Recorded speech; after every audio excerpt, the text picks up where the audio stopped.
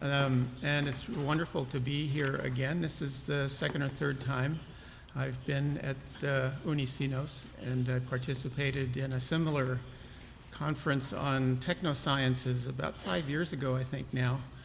And I am completely delighted and astonished to have been invited back after that performance.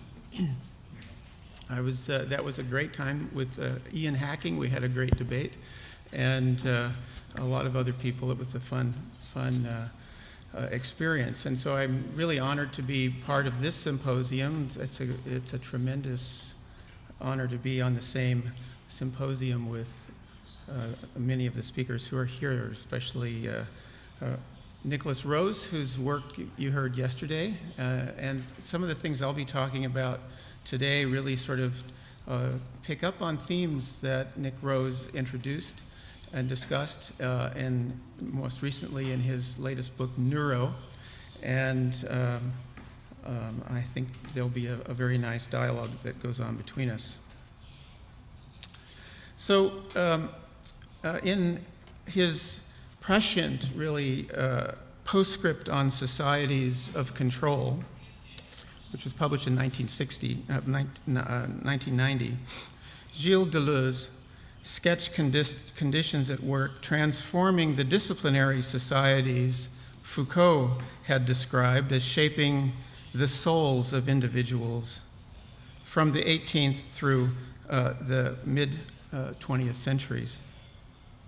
Since World War II, Deleuze argued, the enclosed spaces that had produced individuals, the enclosed spaces of the family, the school, the barracks, the factory, the hospital, that had molded individuals of disciplinary societies were dissolving and being replaced by techniques of control for managing what Deleuze called dividuals.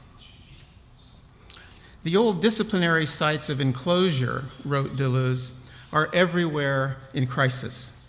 What counts is that we are at the beginning of something new. For the school system, continuous forms of control and the effort on the school of perpetual training, the effect on the school of perpetual training.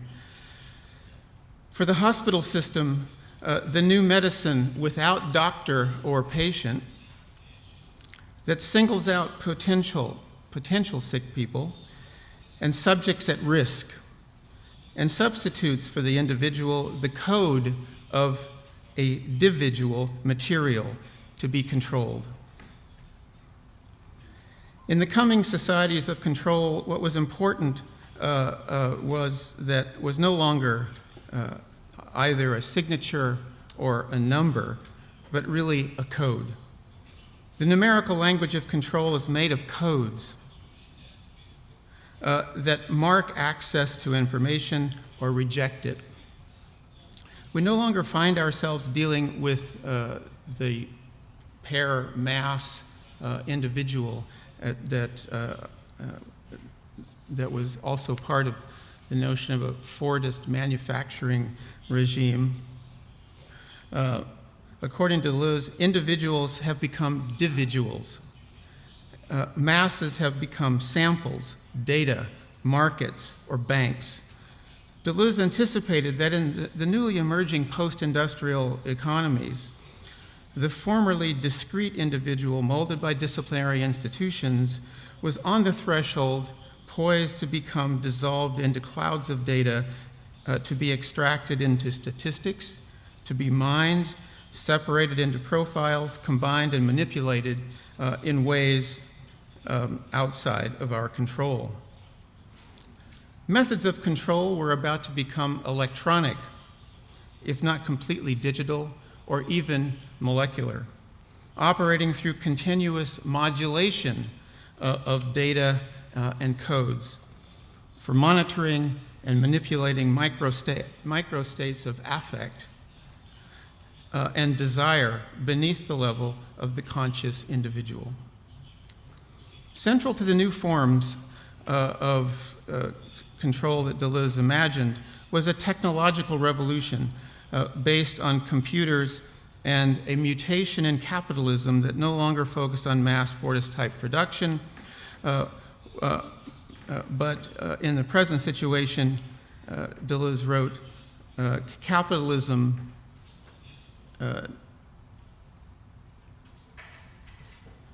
Deleuze wrote, no longer focuses on production. It buys raw materials and sells finished products. It buys the finished products or assembles parts. What it wants to sell is services, and what it wants to buy is stocks. The prime mover and engine of control was the market. And as the factory gave way to global corporations as the leading organizational form of capitalism, brand construction and management through marketing became the soul of the corporation. Deleuze wrote, the operation of markets is now the instrument of social control and forms the impudent breed of our masters. So Deleuze sketched these ideas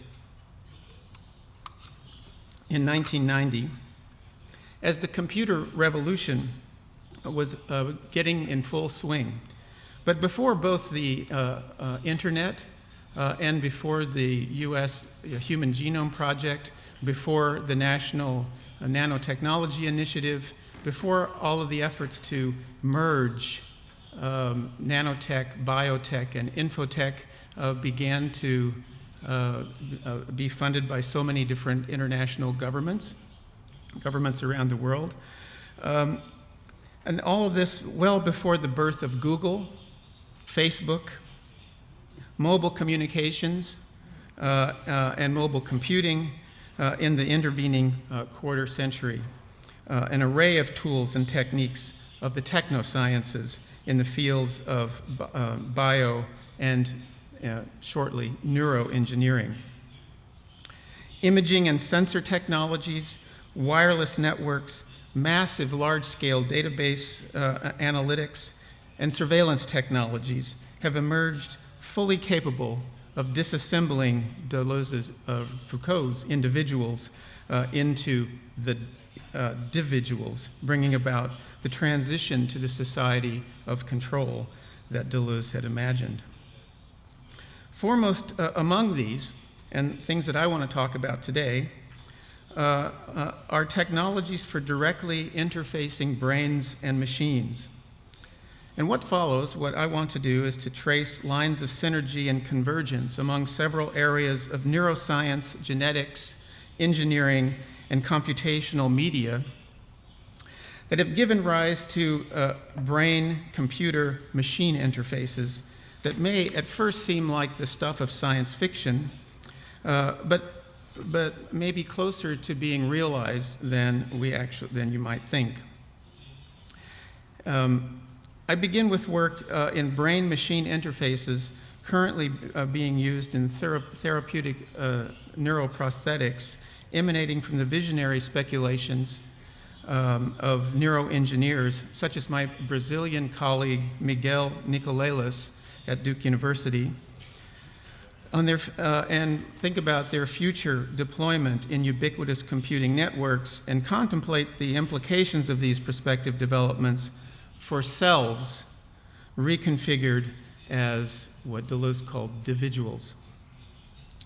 The second area I want to explore is the convergence of work in cognitive neurosciences on the massive role of affect in decision-making and the leveraging of next-generation social media and smart devices as the brain-machine interfaces for measuring data mining, modeling, and mapping affect in strategies to empower individuals to be more efficient, more productive, and satisfied members of human collectives.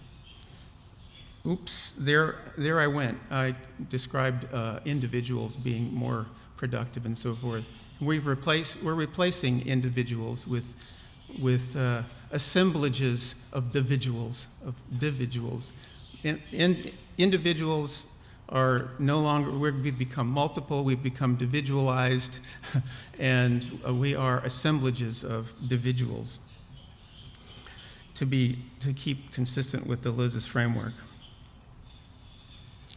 So what I want to do then finally is to also look at the brain-machine interfaces and the ways in which social media are beginning to serve as actually the kind of surrogate brain-machine interface for introducing elements of the control society, and in particular to look at the role, to follow up on Deleuze's notion that the operation of the market is the driver and primary instrument of control in future control societies.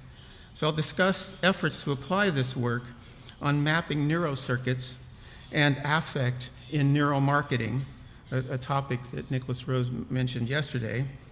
And if these speculations might have any merit at all, I think in the end we might want to be wary about investing in neurofutures. So just to point to some of the kind of amazing work that has been done in the neurosciences, images, these are images from the large US-funded Connectome project was trying to map the brain. These are images of different connections between different areas of the brain. And of course, there has been a really massive increase in the number of individuals that are wearing neural prostheses of various sorts, things like cochlear implants, and increasingly more often optical kinds of implants that are helping to assist vision. In the US alone, there are more than 250,000 people today wearing cochlear implants of this sort, and other forms of neural implants to assist and sensation. Other things that have enabled this work to go forward, especially, are the development of electroencephalographic recording and stimulation. Here, a scalp EEG setup from a laboratory in Berlin by Blankertz. Some of these things have already cashed out into commercial technologies. This is one of the leading headsets that connects brain waves to machines that people are developing, the Epoch system. And Epoch, this is the inventor of that, is an engineer named Amy Tam. So there's been a number of technological, scientific developments that have been within the last decade that have really been moving this field forward into creating the whole possibility of brain-machine interfaces. But the real changes, the real important developments that took place that I want to discuss begins with the development in the very late 1990s of new techniques for neural recording. Thank you. Up until the late 1980s, the primary theory about the brain was the so-called localization of brain function. The idea that specific areas of the brain are devoted to particular cognitive functions or to vision, and even down within certain areas of the brain, specific areas devoted to things like the mirror neuron, things like face neurons, and even a grandmother neuron. This work was really based on some really fantastic research done by primarily a person named Vernon Mountcastle in the 1950s. Mountcastle developed a technique of single cell intracellular recording. And using that technique, he managed to look at what he thought were very long, columns within the 6 different layers of the neural cortex that basically were the locus of most of these functions. Here on the right is a cat's paw that he, and there are these barrel cortexes, these barrels of these columns of neurons that go all the way through the system and control specific functions. So it's a kind of one-to-one mapping of function onto a particular locale in the whole, in this case, in rats' whiskers. This began. So the whole technique, and I think that's important, one of the kinds of things I want to emphasize in this is the techno in technoscience, if we're talking about technoscientific revolutions. And in particular, the role, not just the role of technique and instrumentation as crucial to thinking about and imagining what kinds of things are going on. In the late 1980s, a new form of recording became possible through ensemble recording. The possibility of having not just a single recorder inserted into neural cells, but actual multiples, like up to 400 different insertions on one of these sort of microchips. And the neural ensemble recording, then you would take these 400 or 500 of these things and place them in different parts of the skull, and from that you'd be able to then stimulate the brain and get recordings. Those that is the basis then for the next level, the next set of work that was done by this colleague of mine and Brazilian. And if you don't know about Miguel Nicolelis, you should go on his website.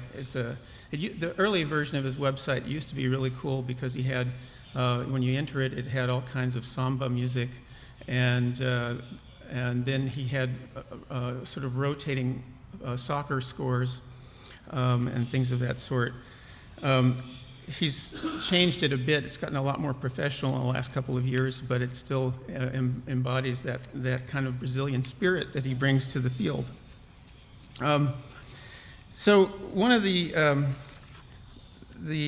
neural ensemble perspective is the basis for what Nicolelis has done in developing brain-machine interfaces. His work is devoted to trying to assist patients who are paralyzed or have spinal cord injuries or other forms of injuries to limbs that prevent them from from moving, or as we call it, being locked in. And the goal of his work is to try to develop techniques that enable these people to communicate with the outside world and eventually even possibly to move through the addition to their kind of a prosthetic of an exoskeleton. So one of the things that Nicolelis' work has done is to show that the old model of, and Nicolelis is not alone in doing this, a whole generation of neuroscientists have changed our perspective of the local brain localization model that was so popular from the 50s up through the 80s. Nicolelis has comes up with, along with other people, comes up with a whole new picture of the brain that involves these 6 or 7 principles. The first is distributed coding, the idea that the representation of any behavioral parameter is distributed across many brain areas and is not just localized in a single brain area. The other thing is a single neuron insufficiency. Neurons are limited in encoding a given parameter. Rather, what's going on is multitasking. A single neuron is informative of several different kinds of behavioral parameters. mass effect principle, but the key idea that is really crucial is plasticity. Neural ensemble function is crucially dependent on the capacity to plastically adapt to new behavioral tasks. When a region of the brain is affected, is damaged, or something like that, we find that other areas of the brain cooperate to regenerate that lost function. So it's not just localized to a single region.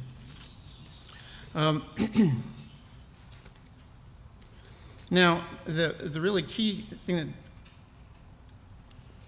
Nicolelis does, along with developing these ensemble recording techniques, is the use of very fast, high-powered computers for extracting the neural signal and figuring out which parts of the neural signal which parts are being encoded for particular sensory motor activities. So here what you see is 3 or 4 different waves. So you've got this sort of massive amount of data coming in from this ensemble recording all around the brain. This needs to be filtered and turned into a coherent signal. And to the components of, in this particular case, what we're looking at is hand-arm motion of an owl monkey that controls the joystick of a video game. So, and then what he wants to do is to be able to take that signal and to translate that, to extract from that a computer code that he can then put into a computer that will simulate the activity that the monkey is doing.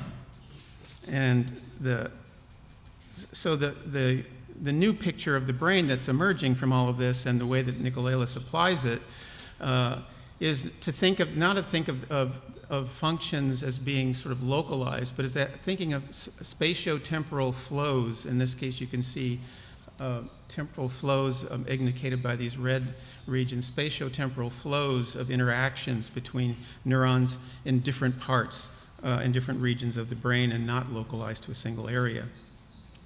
Now, there's a really spectacular set of experiments that he did to launch some of this thinking, and involves an owl monkey called Aurora. So Nicolelis trained Aurora to play a video game, and basically, you can't see the screen so easily there, but is tracking a moving object across the screen and trying to catch it. And every time she catches the object, she is rewarded with some sweet juice that she is particularly fond of. So she does that for 6 or 7 days and gets really great at winning this game. In the next phase of the experiment, the signals that you saw there being extracted from the intracellular, from the ensemble recording, and being turned into a computer code, those are fed to a robot arm. That signal is fed to a robot arm, which mimics Aurora's action in controlling the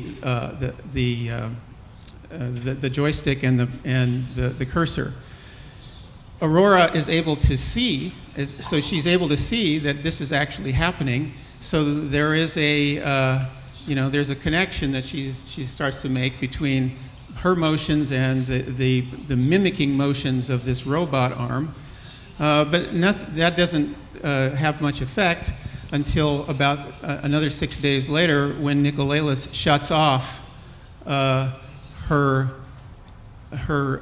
joystick, and she sits there and she can't figure out how to get the game. But then suddenly she starts moving her arm independently of the joystick, and that, as you recall, then that is hooked up through the extraction of the of the signal and the production then of an algorithm to drive the computer to run the robot arm that mimics her motion. And then, so she's able then to, she's doing that. And once again, the robot arm is actually doing the work on the screen. So she does that for a while, and then Nicolelis takes the joystick away. So she sits there, and after a while, she realizes that all she needs to do is to think about moving her arm. Not actually to move it at all, but just to think about moving her arm, and the robot arm does all the work for her and solves the problem. So that was a pretty exciting result. And he does other experiments along the same lines. So one of the most exciting experiments is this another monkey on a treadmill.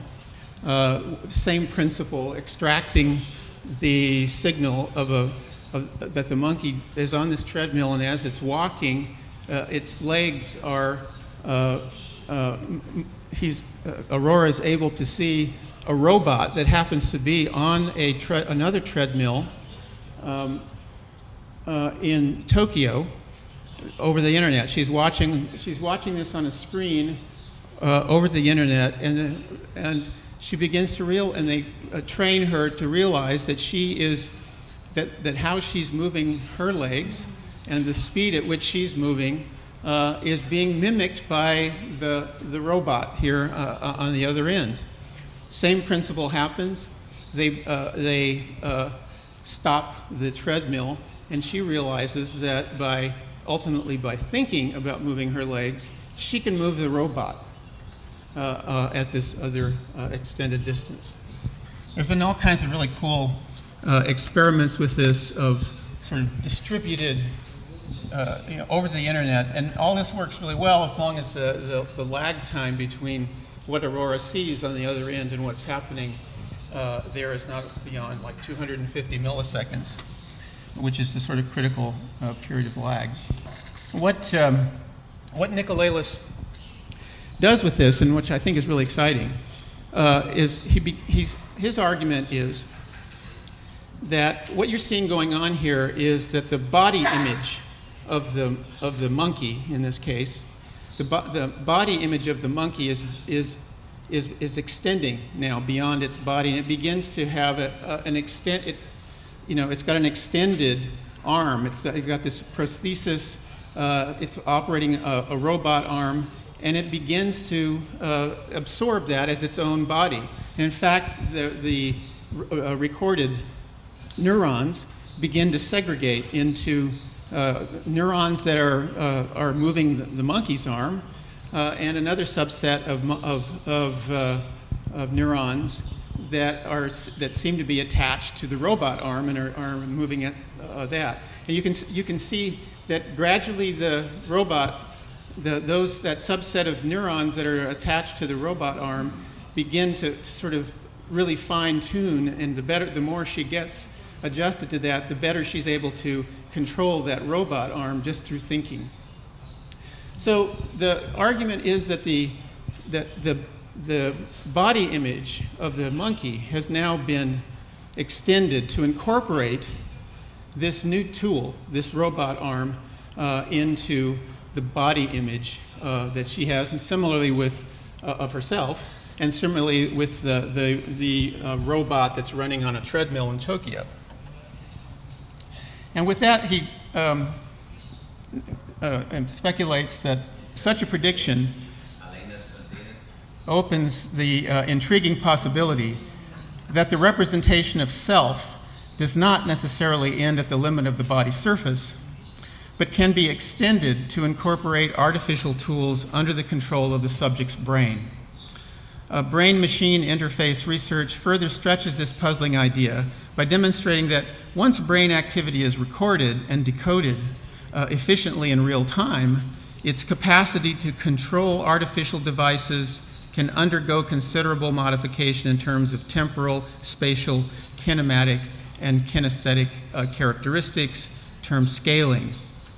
In other words, not only can a brain-machine interface enact voluntary motor outputs faster than the subject's biological apparatus, but it can also accomplish motor tasks at a distance from the subject's own body by controlling an actuator that is either considerably smaller, for example, a nanotool, or considerably larger, something like a crane, than the subject's own biological appendices. So this gives you a sense of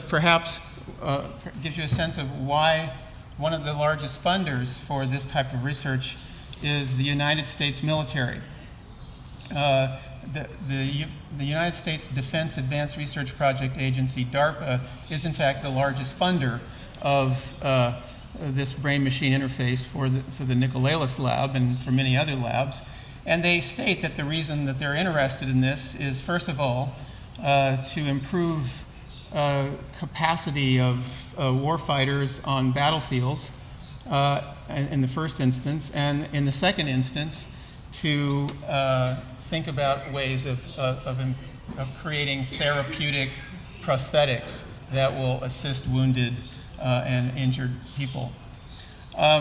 This connection to war machines, I think, is something we should contemplate further in this discussion, but I'm not going to really focus on that.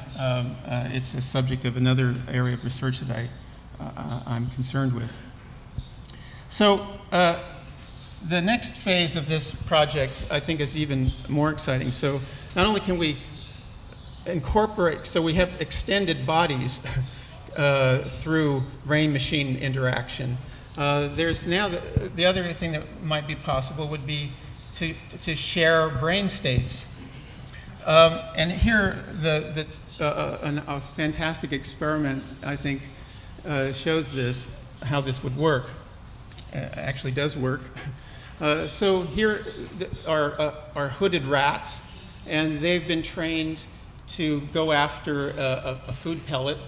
And these rats have used their whiskers to find the size of the opening where they can run through and grab the pellet.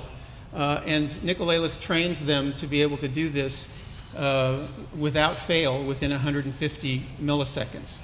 So they have to do it fast. And so he trains a whole bunch of rats to be able to do this. And then what he does is he takes another of the rats that has undergone the training, but he takes away the possibility for the rat's whiskers, which are the primary sensors for detecting how wide the opening is to go get the pellet. He takes away the ability to use his sensors and connects the brain of the one rat to the other, so that the decoder rat has to rely upon the sensory experience that's encoded into this rat's brain. So basically, this rat thinks about which of these holes it should go. And then he passes that information. As he's thinking about that, he sends that information to this rat, who then acts to get it. And if this rat gets the right interface, then he gets a reward, and the other rat also gets a reward. So they begin to cooperate by sharing a brain state, where one of them has the experience and the other so the one is the explorer and has it, and the other is a decoder of that experience into another event. So brain states, the brain states then, you can imagine, you can kind of start to run wild with this idea of sharing brain states. So why not follow that same set of experiments and have multiple rats in a kind of cooperative loop? And so the idea here is that you have you have rats that have different kinds of experience, not necessarily the same one that the original rat has. It has different kinds of different kinds of experience, and they collaborate by thinking about this to enable one of the rats to get what it wants. So you get a collective mind emerging out of this. Now, Nicolelis is really crazy about this. I think it's fantastic work. Last year he took this experiment and actually used humans in the loop, which were other neuroscientists over the net, and they were controlling, they were thinking about how they had this experience, and they were moving the tail of a rat that they were watching over the internet. But other people have picked up on this type of research and have done some pretty cool experiments with it. So one of them is one of these EEG helmets that you saw at the outset have been, decoded. This guy's been working at being able to control through a brain-machine interface, been able to control the technology, and as he's thinking about this, it gets transmitted over the internet to another player who doesn't have that experience, and without any conscious experience of what's happening, he pushes the keyboard to control the cursor at exactly the right moment. Another of these types of experiences is people controlling through brain-machine interface without any kind of hands-on sort of thing, controlling a flight simulator and being able to land, take off, and to control through flight simulation. In fact, now there's so much of this available that some people in various labs are using. So at my lab, for example, we have one of those Epoch headsets that I showed you earlier, and we're able to program it to respond to as a brain-machine interface for playing Mario Brothers Super Mario, and which is kind of a fun thing. Now, some of these experiments go further in extracting similar kinds of, with similar sorts of ideas.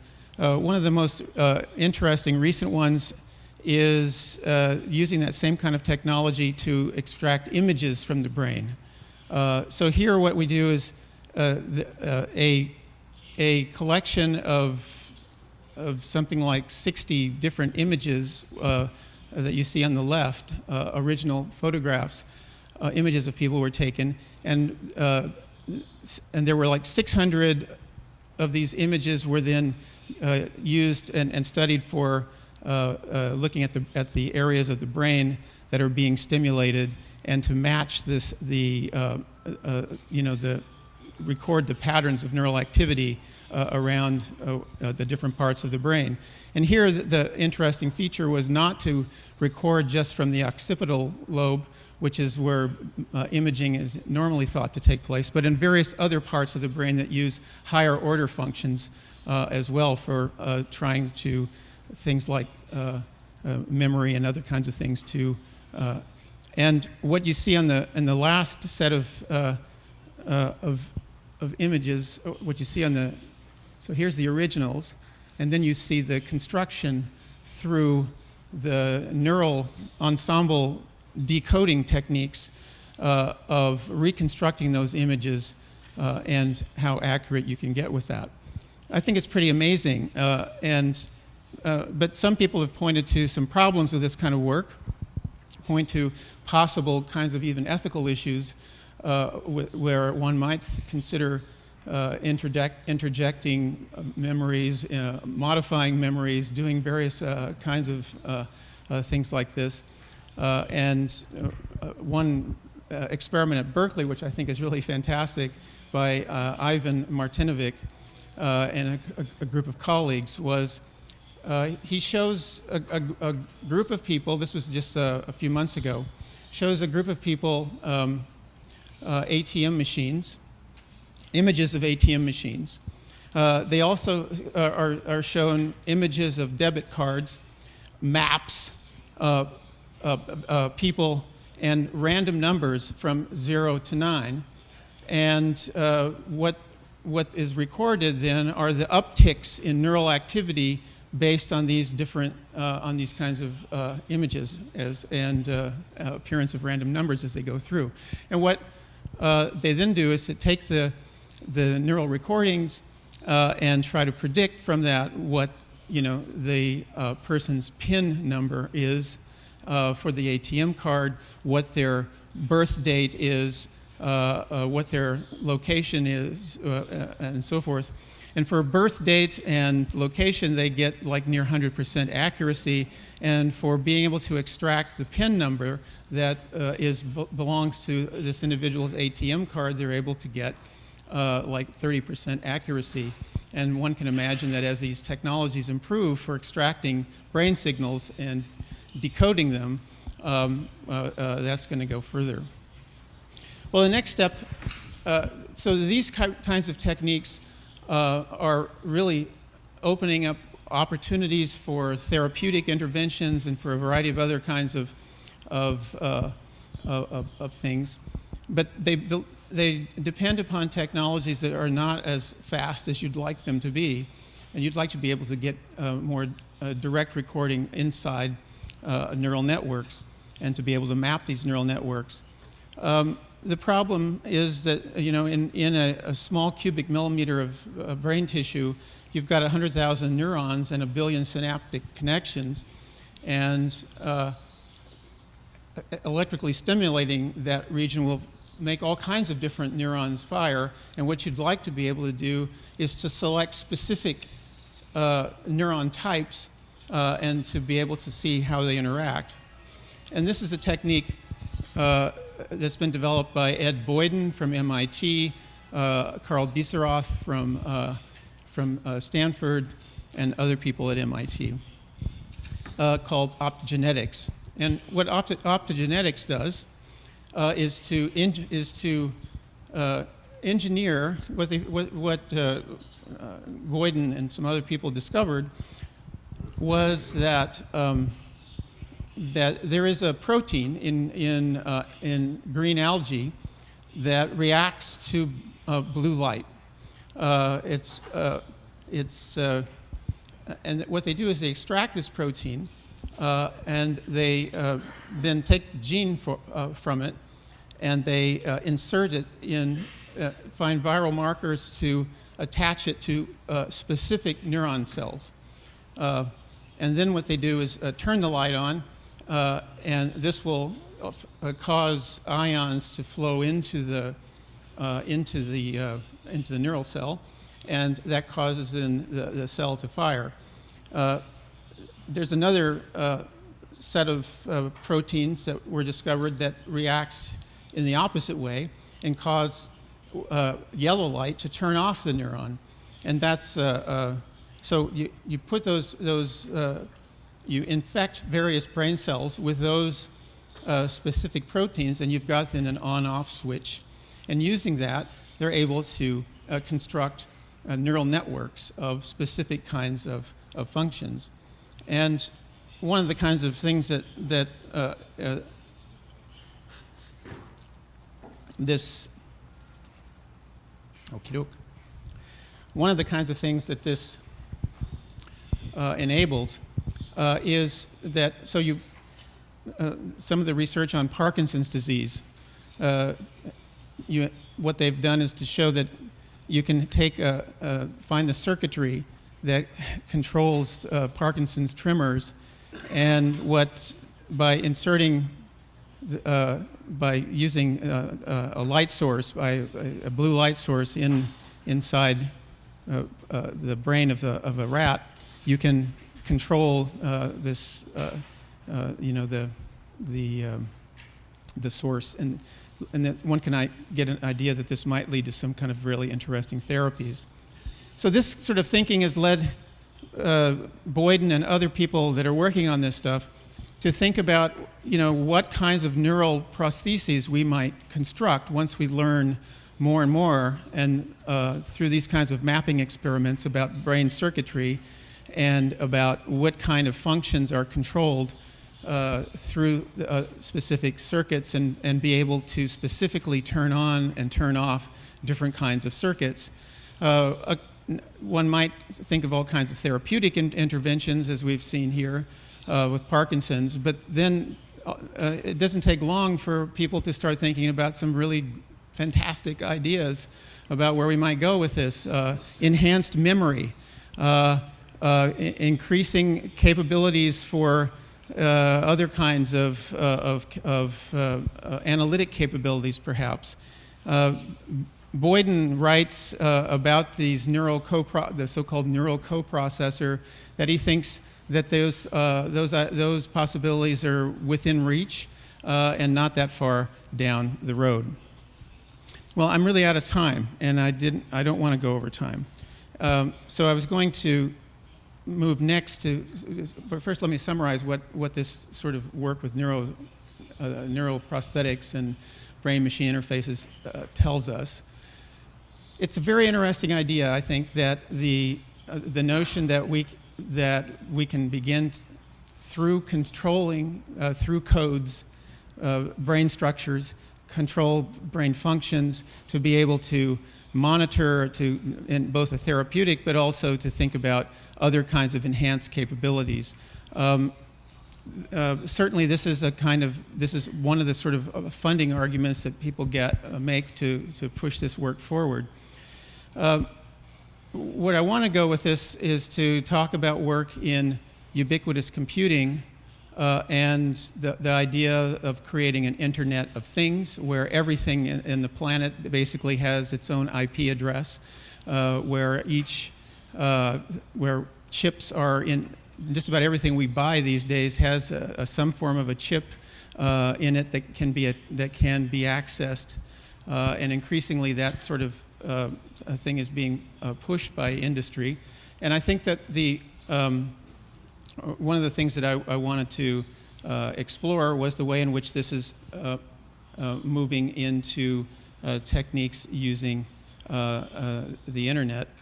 A really great example of this kind of new interface is a wearable gesture interface by Pranav Mistry from the MIT Media Lab, where he is able to take all kinds of different data. He has a small device, a camera, and a kind of mirror and a projector that he wears, and he's able to project this onto other surfaces, and he's able to operate on those things. The idea being to get rid of the computer screen and to carry that computation with you as part of the body. He's able to access the web. He's able to project videos of news items that he's reading in the Boston Globe simultaneously onto them. He's able to have his ticket updated while he's driving to the airport for a flight, things of this sort, all through a kind of sixth sense. And if you think about the directions that some kind of commercial technologies are going, one that's really a super possibility is the new Apple iWatch. And the iWatch has an enormous number of capabilities, and it's an amazing kind of platform for this kind of work that we're talking about, of tracking, of mapping, of connecting people, and potentially even of projecting things onto other types of surfaces. There are the desire to have this happen is just overwhelming. Surveys that the American Life Project, the Pew Internet and American Life Project has been taking for the last several years show that people basically want to be online. 90%, 81% of teens 12 to 17 use social networking sites. 94% of those people have Facebook accounts. 91% of teens 12 to 17 post photos of themselves, and most of them all prefer texting. There's other kinds of things where we can absolutely be certain that we want to share our data. MedHelp is one of the largest internet forums for health information, and 30,000 new personal tracking projects are started by users every month. So people are taking, getting devices that record different parts of their physiology, their expense of calories, their various other kinds of functions, and they're posting this data to the web, sharing it with other people in a way to improve health. Foursquare is a geo-tracking application with more than 1 million users. I don't know if any of you have used that, but it's got some very interesting features, one of which is, and in fact, most all of these tracking apps have this problem associated with it. When you download the tracking app, when you download Foursquare, for example, it immediately takes all of your data on your cell phone, all of your location data, all of your address book, and various other things that it can grab, and it then makes that part of the profile. So it's amazing that people are quite happy about being able to publish all this data about themselves and not realizing that perhaps some other things are opening up. One of the things that you can do just as a kind of routine, there's a pretty neat a web app called Lightbeam, which you can use. I use that here in this.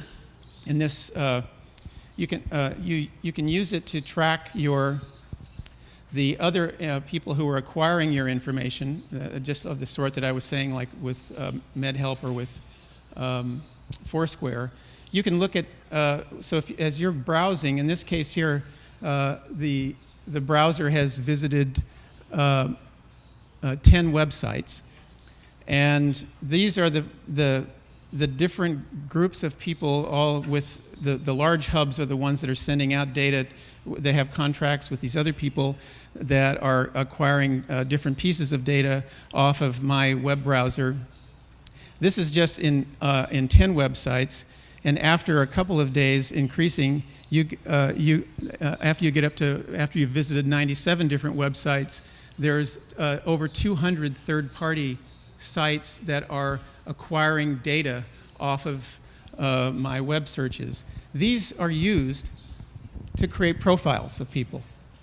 And they're used for marketing purposes. They're used to pump you information as you're wandering around with your cell phone on.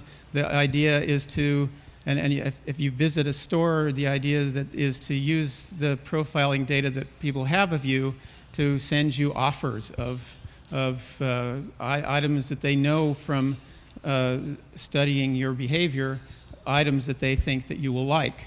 This is, I think, a tremendous example of the kind of coding and tracking of individuals that Deleuze was talking about. And the argument would be that that this is happening as part of what we would think of as digital capitalism. Now, so you might think, well, people aren't going to be doing much with this sort of stuff until we get some very hardcore scientific data on how to apply these systems. But actually, it didn't take long for people to jump right in and begin to develop applications of this technology, the sort of mining of affect and mining of people's using the brain interface kinds of technologies in order to think about things. One of the really good ones that I like is a company called Neurofocus, and Neurofocus works with, and this is a company that works with really first-class neuroscientists. They work with Robert Knight, who was the director of the Brain Sciences Institute at UC Davis. He's at San Diego. He's at UC Berkeley. He's one of the major brain scientists that's been developing these techniques for acquiring emotional data from fMRI signals. And one of the things that, well, I don't know if you can read it on this thing here, but what they're saying is how fantastic they are, that their company has just now made a deal. They've sold the company. It's been acquired by the Nielsen Rating Company. Nielsen Rating Company in the US is the largest company for tracking ads and for ad management and for rating different kinds of things like that. So what these people do is they look at emotional responses to particular kinds of products and attach that to your profiles and sell this sort of stuff to marketers. Another company that's called MindSign, which is located in San Diego, has a project like Neurofocus of working together with people in the cinema industry, film industry, and also video game industry. They put people inside fMRI machines as they're watching a movie or playing a video game, and they look at the kinds of reactions and track the kinds of reactions that people that brains are showing in these contexts, and they then use this as a consulting device for helping the movie company reformat its movie to make the more exciting parts of the movie happen more frequently or in different places. Same thing with video games.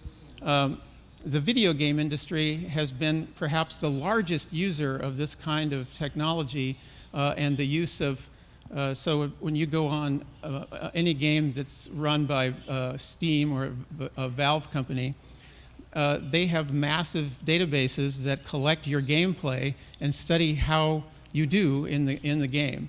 You can actually see your own profiles there, and they use that to improve the quality of the game, to make it more attractive to people, in short, to sell more games.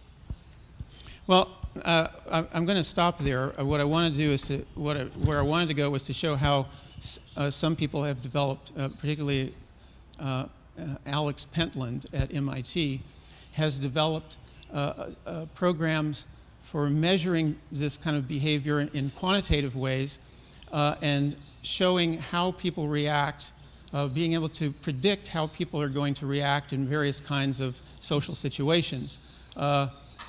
His program is what he calls a sociometer, and this sociometer acquires all kinds of ambient data. It acquires, as you are involved in conversations with people, it listens to the prosody of your voice, how voice intonation is going. It records things like mirroring, whether or not people are following your conversation by nodding and blinking their eyes appropriately when you're speaking, indicating that they sort of agree with you. All kinds of what we think of as affective parts of communication. He collects that data and uses it to measure what he calls honest signals that can be used to measure the role of communication, the flow of communication in business settings, for example, to determine whether some coworkers are enablers or blocking the flow of projects and things of this sort. So I wanted to end the discussion with this quote from Pentland, who designs these systems. And what he says is that by designing systems that are aware of human social signaling and that adapt themselves to human social context,